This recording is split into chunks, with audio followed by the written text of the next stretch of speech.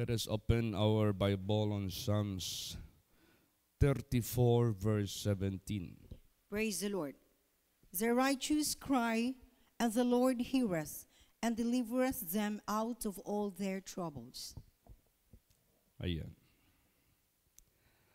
So, binigyan po ng ating Panginoong Diyos kahit paman ng matatawag po nating pansin o pinapakinggan niya, pinapansin niya, at ito'y dinidinig niya o hindi lang pinapakinggan kundi binibigay, kundi ginagawa kung ano yung gustong hingiin ng kanyang mga anak. Sinabi po dito, the righteous cry. So, ang pagsikapan natin dito, marami ngang nagka-cry, marami ngang nagdadalangin, marami ngang umiiyak. Pero sabi mismo ng ating Panginoong Hesukristo, hindi lahat umiiyak, hindi lahat tumatawag sa akin ay sasagutin ko. Kaya kailangan po natin intindihin kahit paman ang kanyang mga banal na salita. Anong klaseng cry ito? Sino ang nagka-cry, umiiyak, dumadalangin na ang Panginoon magpakailan paman hindi niya kayang tanggihan, hindi niya kayang talikdan ang kanilang mga kahilingan? The righteous cry. Yung righteous cry na walang tao sa sanglibutang ito na righteous. No one is righteous, no not one. Yes, that is already given. That is already being said sa banal na salita ng ating Panginoong Hesukristo, that no one is righteous, no not one. Kaya nga yan ang dahilan bakit pumunta ang ating Panginoong Hesukristo. Sadya siyang nagpakatawan, nagpakatao, para siya ngayon ang tatayo na bilang modelo. Siya ngayon ang bilang tatayo na bilang righteous through obedience to the words of God, para tayo may pagkakataon na matuto sa Kanya. May pagkakataon tayong tumitik sa Kanya. May pagkakataon tayong sumunod kahit paman sa Kanyang mga yapak. Wala namang ibang dahilan bakit si Lord Jesus Christ pumunta dito para magbigay ng halimbawa sa lahat ng tao sa mundong ito, para matuto ng katuwiran at maging matuwid na tao, at anumang hilingin ng mga matuwid na tao, diringgin ito ng ating Panginoong Diyos. Yan. Kaya nga sinabi dyan who did no sin because He is righteous. Who did no sin? Dahil righteous siya. When He was reviled, He reviled not again. When He suffered, He threatened not, nor was guile found in His mouth. Minsan sa buhay natin, pag nasaktan lang tayo ng isang tao, hindi na nawawala yung puot natin sa Kanya. Hindi na nawawala yung ating samang loob sa Kanya. Hindi yan ang halimbawa na ipinakita ng ating Panginoong Hesukristo. Praise the Lord. Ikaw pa naman i-deny ka. Ikaw pa naman iwanan ka. Pero anong ipinakita ni Lord Jesus Christ na halimbawa na binigay niya sa ating lahat para tularan natin siya, para maging righteous tayo. At kung hihiling man tayo sa Kanya, diringgin tayo ng ating Panginoong Diyos. Praise the Lord. Kaya napaka-importante na righteous cry ang dinidinig ng ating Panginoong Diyos. You must be a righteous person. How? By Jesus Christ. How? By following His example. Yan lang ang paraan, wala nang iba. Kaya nga sinabi na nga ni Lord Jesus Christ I am the way, I am the truth, I am the life. No man cometh unto the Father but by me. Anong ibig sabihin yan? Walang sino man makarating doon sa Ama, sa langit, sa kaharian ng Diyos, maliban sa pamamagitan sa Kanya. Bakit? Sino si Lord Jesus Christ? Righteous siya. Righteous lang ang makapasok doon sa kaharian ng Diyos. At dyan lang kay Lord Jesus Christ makikita ang righteousness na yan. Praise the Lord. So, napaka-importante na pag tumitik tayo kay Lord Jesus Christ, hindi kay Pinipili mo lang yung ihimplo na pinakita niya. Tapos pag may ihimplo siyang ipinakita sa atin, may mga ihimplo na hindi natin sinusunod. Ay, hindi ko pwede yan. Gagawin na patawarin yung kaaway. Ibigin yung kaaway. Sorry Lord. Hindi ko pa yan panahon ngayon magagawa. Hindi pwede yan. Hadlang yan sa ating mga dalangin. Sa ating buhay. Kaya kinakailangan pagsusunod tayo sa ating Panginoong Hesukristo. Yung lahat ng yapak ni Jesus Christ, doon din ang ating mga paa na susunod. Hindi kay ano yung ihimplo ni Jesus Christ, iniiwas mo. Iniiwas mo. Iniiwas mo. Lumalakad ka pa rin sa sarili mo. So sa sarili natin, yung righteousness natin, it is like a filthy rag in the eyes of God. Wala. Hindi righteous cry ang mangyayari. Pag tayo tumatawag sa ating Panginoong Hesukristo. It must be a righteous cry. At ano pa? And delivereth them out of all their troubles. Lahat ng kanyang troubles, walang isa dyan na mananaig. Walang isa dyan na tatayo na hindi kayang tumbahin ng ating Panginoong Diyos. Hindi kayang lutasin, hindi kayang i-provide, hindi kayang ipagkaloob. Lahat kung ano yung troubles na iyong hinaharap sa sanglibutang ito, all of your troubles, He will deliver you. If you are righteous. Praise the Lord. Masarap maging righteous. Mapalad maging righteous. Mapalad maging obedient sa ating Panginoong Hesukristo. Wala nang iba. Yan lang ang tinuro ng ating Panginoong Hesukristo. By the obedience of one man, many become righteous if you follow Him. If you obey Him, if you follow His example. Kaya, yan ang tandaan natin. Walang anumang bagay na hihingin ng righteous person na hindi ibigay, hindi kayang ibigay ng Diyos. Praise the Lord. Ano pa? Basa. Psalms 34 verse 15. Praise the Lord. The eyes of the Lord are upon the righteous, and His ears are open unto their cry. Ayan. The eyes of the Lord are upon the righteous. Alam niya ang ating kalagayan. Alam niya ang ating mga pangangailangan. Alam niya ano ang lahat ng mga kilos ng kaaway sa buhay natin. He can protect us. He can defend us. He can provide all our necessities. He can give all. Lahat ng bagay na ating hingiin sa ating Panginoong Diyos. The eyes of the Lord are upon the righteous, and His ears are open unto their cry. Imagine that. Ang Diyos na lumalang sa lahat. Nakarating yung petition mo sa Kanya. Nakarating yung prayer mo sa Kanya. At siya itong mag-action, siya itong mag-response, siya itong mag-grant, siya itong mag-work, siya yung mag-fulfill. Diba? Ang sarap. Praise the Lord. Diba ang ganda?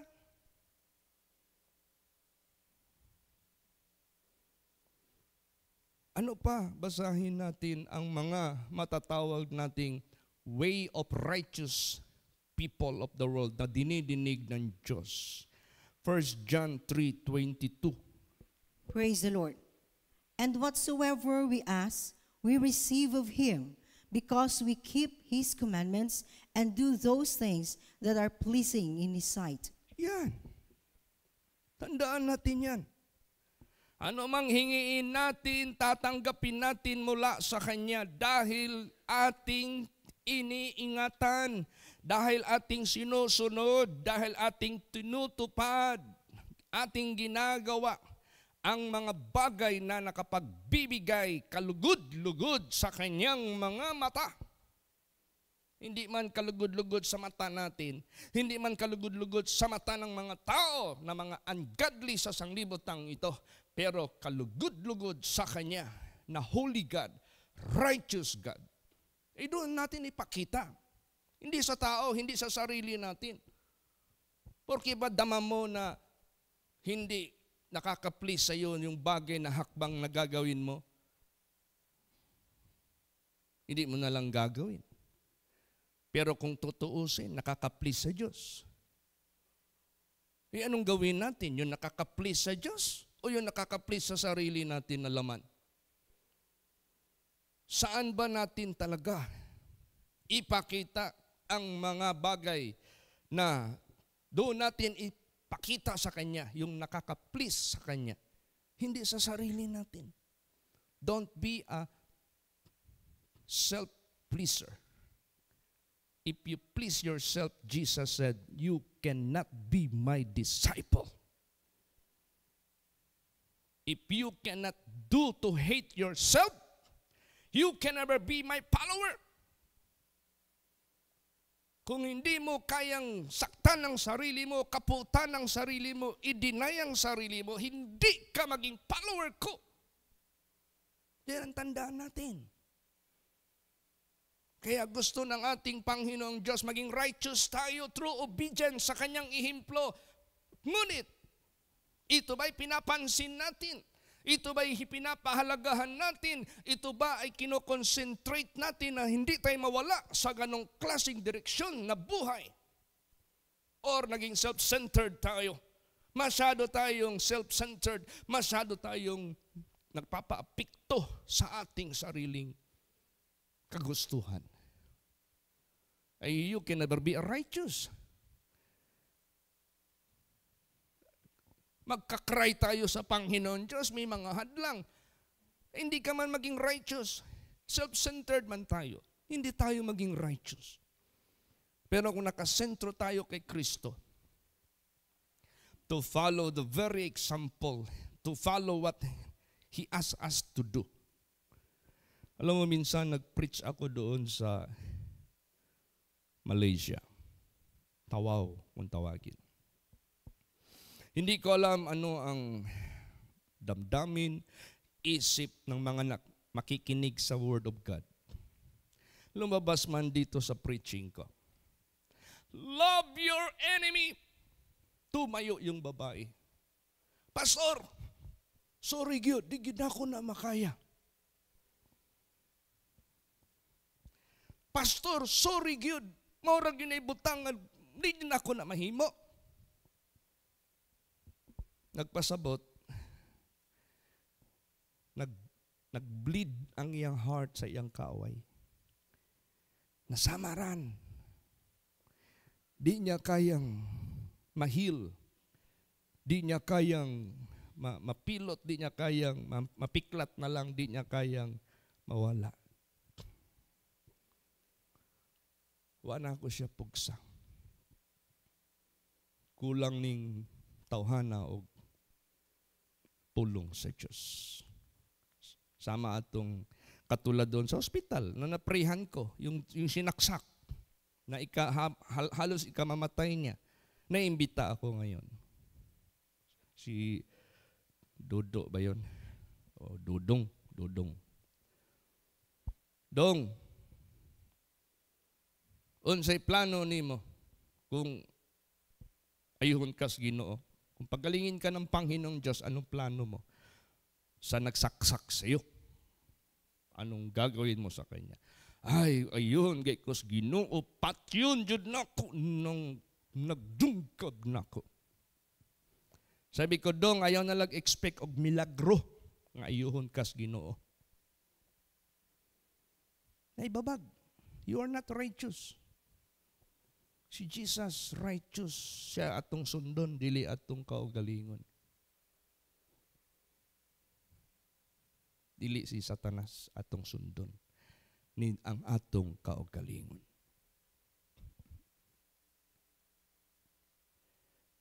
Wala na nako, binaliwala nako. Katulad yun sa Malaysia. But I keep on preaching the Word of God. habang nagpipreach ako ng Word of God.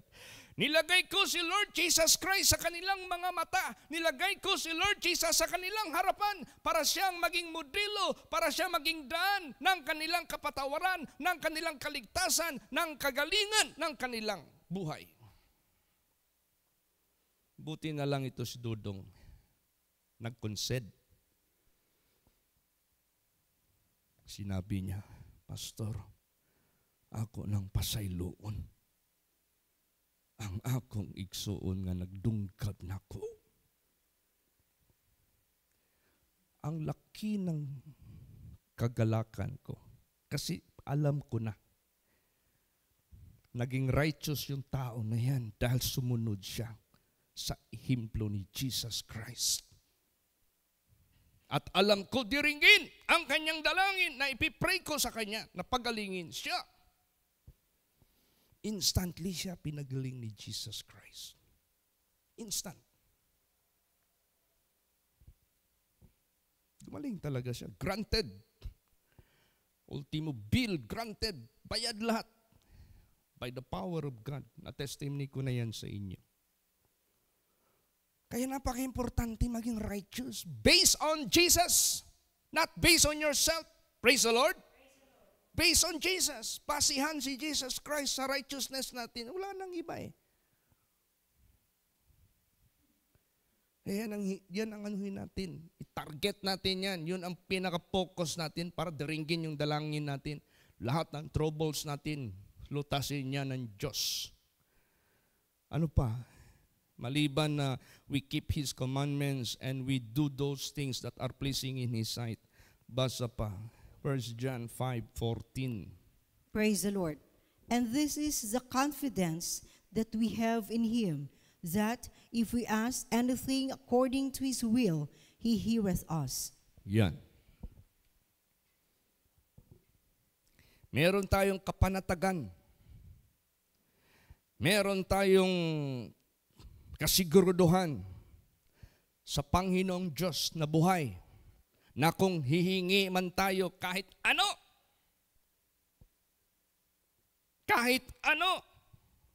ibig sabihin kahit ano, kahit mahirap, kahit imposible, kahit hindi natin kaya, kahit hindi kaya ng mundong ito, kahit ano, basta nababatay sa kanyang kalooban, basta nababatay sa kanyang kagustuhan, basta nababatay sa kanyang katotohanan, sa kanyang banal na salita ng Diyos, ibibigay niya. Sinong sample dito? Sabi ng Diyos kay Joshua, Joshua, in this battle, I will give into your hand the 5 kingdoms. In one day. In one day. Ngayon, malapit na maglubog ang araw, nasa alas 3 na. Alas 4 na. Mag-aalas 5 na. Halos lulubog na ang araw. Sabi ni Joshua, Lord, napakarami pa ng kaway. You said, sabi mo, ibigay mo one day. Pero may naisip si Joshua. Nahingiin niya sa Panginoon, bagamat imposible, bagamat mahirap,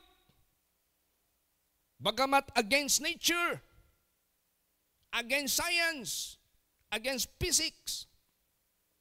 Pero binasihan niya ang Word of God in one day, ibigay niya sa kanyang kamay ang mga kaaway. Sabi ni Joshua, Lord, mangyayari lang ito kung pahintuin mo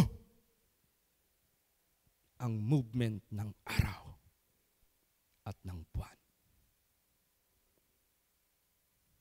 Is that impossible for man? Yes. Pero hiningi niya yun according sa Word of God, according sa promise of God. Kasi ang sinabi ng Diyos, ask anything. According to His will, bibigay niya lahat yan. Sabi ng Diyos, oh sige, sabihin mo, huminto sila. You tell them, You say, sun, you stop. Moon, you stop. Be still. Mag-ano kayo, steady kayo. Huwag kayong kumilos. Praise the Lord. Yun, huminto. Kaya sa buong taon, meron tayong buwan, kulang ang araw, na pending yan sa panahon ni Joshua.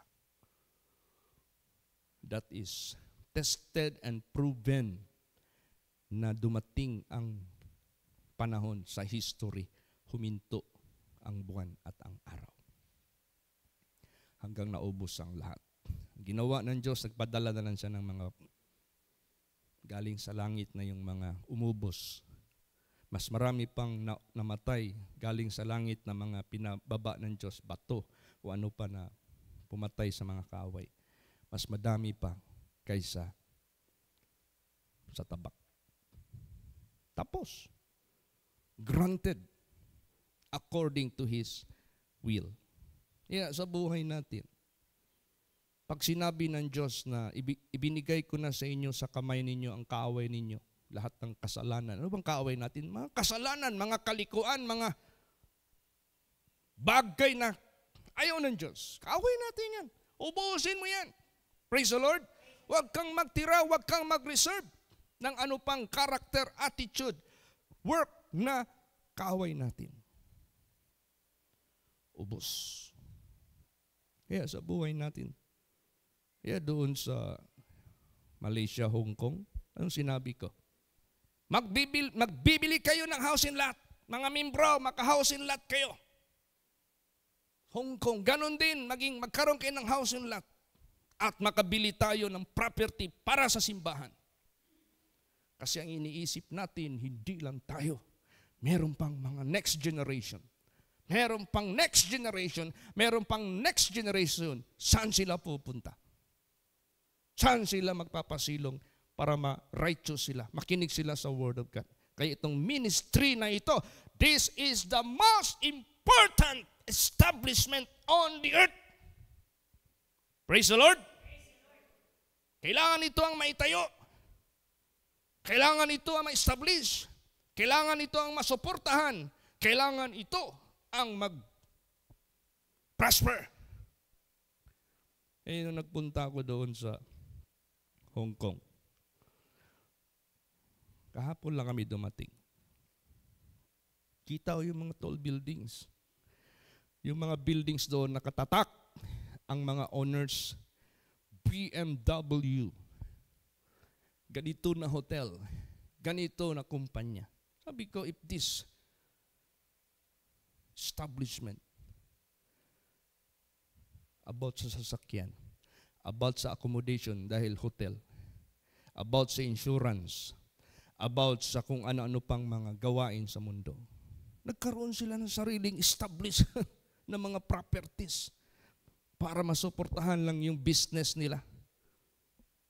Ang gawain pa kaya ng Diyos na magta-transport ng mga tao sa kaharian ng Diyos, hindi dapat ma-establish? Praise the Lord.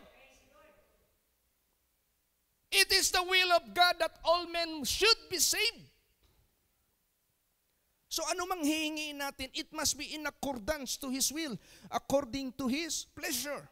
So, hindi tayo pwede mahatulan ng Diyos kung hihingi lang tayo sa mga nakakalugod sa Kanya.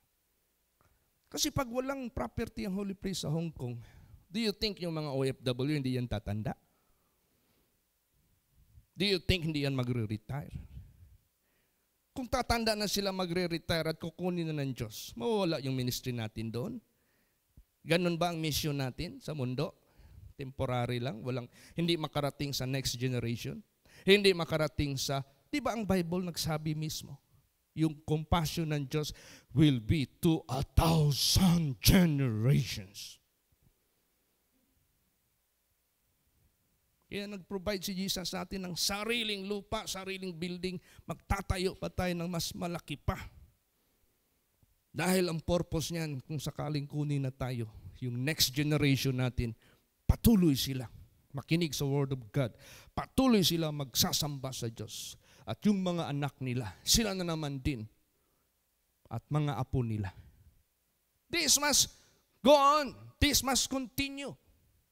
So tayo ngayon na mga buhay pa, huwag nating sayangin ang panahon. Di ba yung inawit natin? They are new every morning.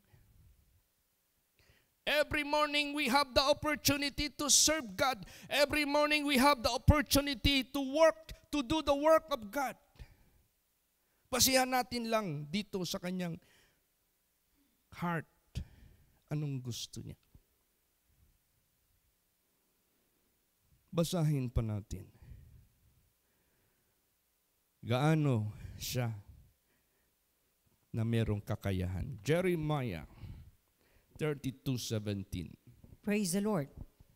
Ah, Lord God, behold, thou hast made the heaven and the earth by thy great power and stretched out arm, and there is nothing too hard for thee. Ayan.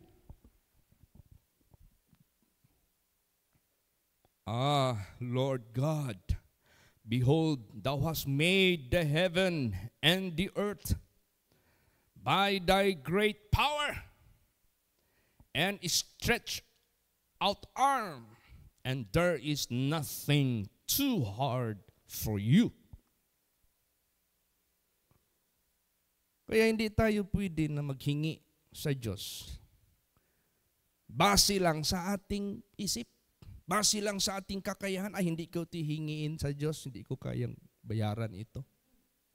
Ay, hindi ko ito hingiin sa Diyos kasi yung kongregasyon ko, pobre pa, maliit pa. Ito lang yung kaya natin.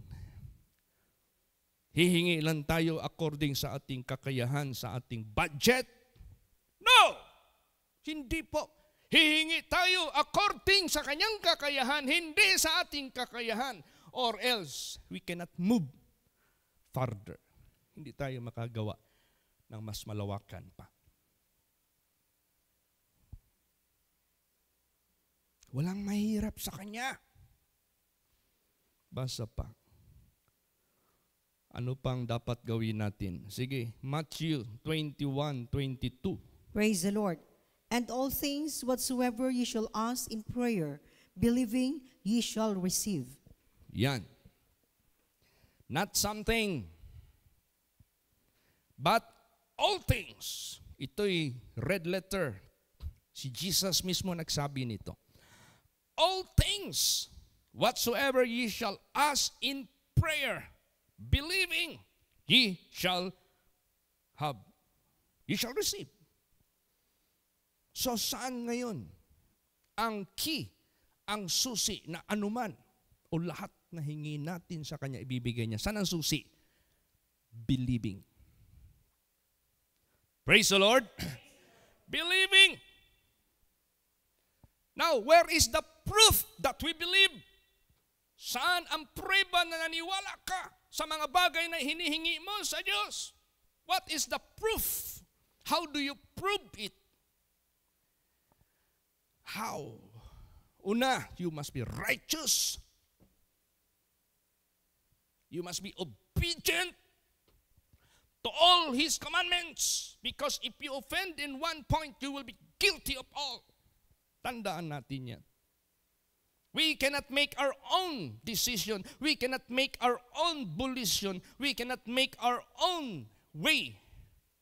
Basura lahat yan. Let us adopt the way of Jesus because He is the only one.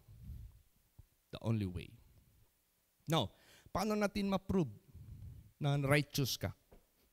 Pag panahon sa tukso, panahon sa pagsubok, nagagawa mo pa rin ang Kanyang inuutos. Praise the Lord. In terms of lust of the flesh, you do not fulfill it. In terms of lust of the eyes, you do not fulfill it. In terms of pride of life, you do not fulfill it. In terms of hatred, you do not fulfill it. Doon tinitingnan ni Jesus. Alam nyo ba, may sinasabi si Inday Duterte. At ang sinasabi niya is scriptural. About sa kanyang tatay ngayon na nasa Netherlands. Anong sabi ni Inday? there will be a day of reckoning. Nasa Bible yan? Yes, nasa Bible yan. What do you mean there is a day of reckoning? Lahat ng kilos natin, lahat ng pakitungo natin sa ating kapwa, lahat na sinasabi natin, lahat na iniisip natin, may araw, haharap tayo lahat sa Diyos para ibibigay niya anong karapat-dapat sa atin. There will be a reckoning. Now, ngayon, will God reckon you as righteous, as obedient? Yan muna dapat ma-establish sa atin. Yan muna ang ma-establish sa atin. Kasi pag ma-establish lang yan sa buhay natin, ano man hingiin natin sa Kanya, according to His will, walang problema. Kahit hindi natin kaya, ibibigay ng Diyos. Praise the Lord. That is the first proof that we have to prove. You must be righteous. You must be obedient through by Jesus Christ alone. Hindi kayo nandito si Jesus, yung gawa mo, tapsing lang, ganun, ganun, ganun. Wala ka sa way ng Diyos. Way of the world pa rin tayo. Way of the world pa rin yung sarili natin. I-focus mo kay Jesus. Ituon mo kay Jesus. Isentro mo kay Lord Jesus. Follow Him. He is the righteous, the only righteous that can make people righteous, that can make individuals righteous. If we follow Him, if we copy, if we follow, if we do the example na pinakita niya sa atin. Now, na-prove mo na you are righteous. Lahat ng tukso, lahat ng pagsubok, nalampasan mo na. Na-overcome mo na. Kaya mo nang tingnan, kumustahin, yakapin ang mga nagkaroon kayo ng misunderstanding. Na kaya mo nang pansinin. Na kaya mo nang smilean. Na kaya mo nang i-welcome. Na kaya mo nang nakalimutan. Jesus said, your sin I remember no more. Yan si Jesus. Did you follow Him? Or you are following after Satan? Satan hating us until in the hell. But Jesus, inaccept niya lahat ang kanyang mga kalaban. Praise the Lord. Who slapped Him, who spit Him, lahat He offered love. Father, forgive them, for they know not what they do. Nag-abogado pa siya. Pinaglaban niya pa ang kaaway niya. Yun na yung sinabi niya. When He suffered, He threatened not. Praise the Lord. When He was reviled, He reviled not again. Hanggang kinuha na lang yung kanyang hininga. Wala tayong narinig sa Kanya about doon sa mga kalaban niya who hated Him, who slapped Him, who spitted Him, who crowned Him with crown of thorns, who mocked Him, who shouted, crucify Him, crucify Him. That is, wala siyang mention doon. But forgiveness, loving kindness, mercy, nandyan lahat. Now, kung na-prove mo na sa buhay mo that you are righteous, nagawa mo na ang example ni Lord Jesus Christ, next thing to prove, na i-prove natin, ano? Basa. 2 Corinthians 4:13. Praise the Lord. We, having the same spirit of faith, according as it is written, I believed, and therefore have I spoken. We also believe, and therefore speak. Yan. Meron tayong katulad ng espiritu ng pananampalataya ayon sa nasulat na. I believe, past tense, naniwala ka. Ano ang sunod? Therefore have I spoken. Sinalita ko. And therefore speak. Yan ang patunay. After na-prove mo na righteous ka, obedient ka, then after na sinalita mo lahat ng, kaya lagi kong sinasalita, magtatayo tayo ng malaking simbahan. Because I believe. How about you? Can you utter it? Praise the Lord. Kung naniwala ka, kung naniwala tayo, we have same spirit, we have same speech. Tatayo tayo ng malaking simbahan. Because I believe, nagsalita ako, tatayo ako ng parsonage. Look at. Hindi ba yan proof? Sino ako? May kakayahan akong gagawa niyan? Wala. Hindi ko kaya yan. Pero nag-ask ako sa mga bagay na hindi ko kaya. Kung kaya ko lang, hindi ko naias yan. Praise the Lord. Oh, kung kaya natin yung malaking simbahan, hindi natin yan ias. Pero the moment we believe, you have to speak it. You have to utter it. Amen? Praise the Lord. Prove it. Yung ibang mga anak ng Diyos, kaya laging wala. Pag tinatanong mo, kumusta? Ay, wala yun, pastor. Mga way pagtuo. Walay mga pagtuman. Dili nila feel ang faithfulness sa Diyos. Dili nila feel ang connection nila sa Diyos. Wala man. Disobedient man. Layo man kayo sa tinuod ang ginapakita. Wag. Let us move forward. Para yung every morning, habang may araw pa, habang may buhay pa, let us be steadfast. Let us be unmovable. And let us always abounding the works of the Lord. Hingiin na natin anong dapat nating hingiin kahit imposible. Praise the Lord. Kasi ibibigay yan ng ating Panginoong Diyos. Hindi ko ba ma-imagine na ganun ang resulta ng hiningi ko na parsonage. Hindi talaga pumayag si Jesus, mag-second floor ako dito. Magsahig ng plyboard. Hindi pumayag si Lord Jesus. Habang hinihingi ko yan, napagtanto ko, dahil kailangan ko yan eh.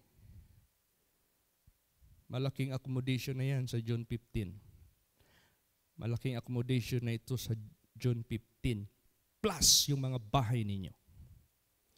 Plus yung nandito sa compound. Kaya sabay-sabay tayo magsalita sa mga bagay na hinihingi natin sa Kanya as we believe. Sabay-sabay tayong maging obedient. Sabay-sabay tayong maging righteous sa mata ng ating Panginoong Diyos. Praise the Lord!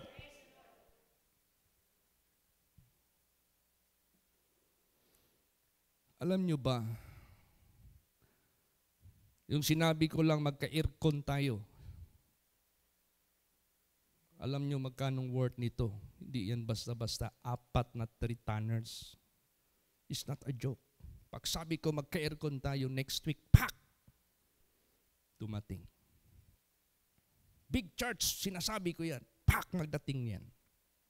Hindi kay magic, but it will come to pass.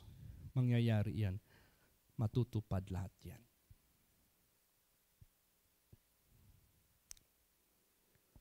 At susubrahan ng Diyos yung ating mga kahilingan. Higit pa sa ating ini-imagine. Basa. Ephesians 3:20. Praise the Lord. Now unto him that is able to do exceeding abundantly above all that we ask or think, according to the power that worketh in us. Yan. Sa Kanya na able. Paano siya maging disabled? Ginawa nga niya ang universe. Disabled siya. Ginawa nga niya ang langit at lupa, disabled siya. Hindi. Able siya. Perfect siya. Mayaman siya. Makapangyarihan siya. Siya yung hinihingian natin. Now unto Him that is able to do exceeding abundantly above all that we ask or think, according to the power that worketh in us. Tingnan mo. Sa atin, kikilos yung power niya if we are righteous. Sa buhay natin, kikilos ang power niya if we ask according to His will. Exceedingly, above all that we ask or think, yun ang gagawin niya. Bakit? Basa, Jeremiah 32:17. Ha? Okay. So, walang mahirap sa Kanya. Si Jesus mismo nagsalita. Basa, Mark 10:27. Praise the Lord. And Jesus, looking upon them, saith, with men it is impossible, but not with God, for with God all things are possible. Ayan. Sa atin, imposible. Sa atin, imposible ako magtayo ng ganyang kalaking parsonage. Kaya lagi akong tinatanong ni Brad Bernard, alam mo si Brad Bernard, siya yung ginamit ni Jesus mag-design yan. Walang ibang tanong balik-balik si Brad Bernard sa akin. Pastor Chit, asa man na kutob na imong construction din ha, maatupan ka na. Alam niya ang gaano kamahal yan eh. Anong lumalabas sa bibig ko dahil naniwala ko? That will be finished and that will be furnished. Praise the Lord. Lahat ng tanong niya sa akin, every time magtanong siya sa akin, kumusta na Pastor Chit? Kaya pa? Yes, that will be finished, that will be furnished. Pag sinabing finish, infrastructurally, literally na building matapos diyan, furnish, pati yung loob, pati yung gamit. Di ba naalala mo na mag-arkila ka ng bahay? Pag sinabing furnish, kumpleto na. Sinasabi ko yan, dahil naniwala ako. At ginagawa naman ng Diyos. Kung basihan natin yung blessing namin, hindi kaya yan. Pero bakit nangyari? Siya ang gumawa eh. Pero kung hihingi naman lang tayo sa Panginoong Diyos, hihingi tayo yung impossible. Huwag kang humingi ng possible para sa iyo. Kaya mo pala eh, bakit mo pahingin? Ang hingiin natin yung impossible. Kasi with God, nothing is impossible. Ang big church, that is impossible, yan ang hingiin natin. Kaya nga sa Hong Kong, sabi ko, how much the property in Hong Kong? Hi, Pastor Chit. Very high value dito. Alam niya ni Sister Susan. If you buy a property, it can reach 70 million pesos. Mahal. Okay, let us ask na makabili tayo ng property dito. Praise the Lord. Let us ask na makabili kayo ng housing lot dito. Let us ask na maging PR kayo. Lahat ng mga impossible, hingiin natin yan sa Diyos because with Him, nothing is impossible. Praise the Lord. Yan ang hingiin natin. Tingnan mo si Joshua humingi ng impossible. Di ba binigay? Si Moses, as he led the people of God going to Canaan. Di ba yung mga impossible, binigay ng Diyos? Dahil He is able. Kaya ganun ngayon sa buhay natin. Let us open our mind, our eyes to the Word of God. Let us use the Word of God mightily. Let us use the Word of God effectively. Let us use the Word of God. How? Believe it, ask it, speak it. Praise the Lord. Yan ang proof. After you have proven righteous ka na, obedient ka na, nadaanan mo na lahat ng uring pagsubok, nalampasan mo lahat yan. Because Jesus made it. Ginawa yan ni Jesus, so sinunod mo lang si Jesus. Then naging righteous ka. The next proof that you are going to prove, believe it. Lahat ng hiningi mo. Then, prove it again. Speak it. Sabihin mo. In prayer. Sabihin mo in public. Praise the Lord. Sabihin mo sa mga nagtatanong sa iyo. Huwag kang matakot. Huwag kang mahiya. Kaya lahat ng mga wala, yun ang hingiin natin. Yung wala, yun ang hingiin natin. Wala tayong property sa Hong Kong, yan ang hingiin natin. Wala tayong property doon sa Malaysia, yan ang hingiin natin. Wala pa tayong property sa Canada, yun ang hingiin natin. Bakit? Because we are looking forward for the next generation. In-example ko na nga yung mga inchik eh. Chinese mentality. Sir, Mr. Castro, o Mr. Mojares, may binibenta doon na lupa, 50 hectares. Tanong si Mr. Mojares tsaka si Mr. Castro, ano yan? Munisipyo? Ano yan? Barangay? Hindi sir, sityo. Bigyan na lang yan sa iba. Mr. Go, Mr. C, Mr. Tan, may binibenta doon 50 hectares, murang-mura lang. Saan located? Sa isang sityo. Okay, bayaran ko yan. Binili niya yan sa kanya, doon na sa apo niya. Dumating ang panahon, yung apo niya, 50 years old. Naging barangay ang area. Naging munisipyo ang area. Naging syudad ang area. Siya ang pinakamalaking property. Binili niya yon hindi para sa kanya, sa apo na niya. Yan ang Chinese mentality. Kaya ang Word of God, higit pa ito sa Chinese. Because this is taking care of our life beyond this world. Beyond the riches of this world, beyond the lifespan of this world, beyond. That is why Chinese ka man, Filipino ka man, Amerikano ka man, if you believe the gospel of the kingdom of God, you are so blessed. Praise the Lord. Lahat inibig ng Diyos. Kaya yung impossible hingiin natin. Amen? Praise the Lord. Peter was put into prison, and it was guarded with 4 sets of guards. But the church did pray for Peter for his liberty or freedom. That is impossible, pero ginawa ng Diyos.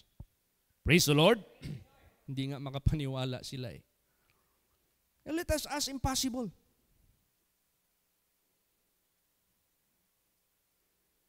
Basa pa.